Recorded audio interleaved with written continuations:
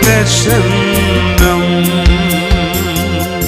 இன்னும் உம்மை அறியணுமே, இன்னும் உம்மை அறியணுமே, இன்னும் கிட்டி சேரணுமே, இன்னும் கிட்டி சேர்.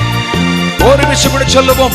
இன்னும் உம்மை அறியணுமே, இன்னும் உம்மை அறியணுமே, இன்னும் கிட்டி சேரணுமே, இன்னும் கிட்டி சேரணுமே.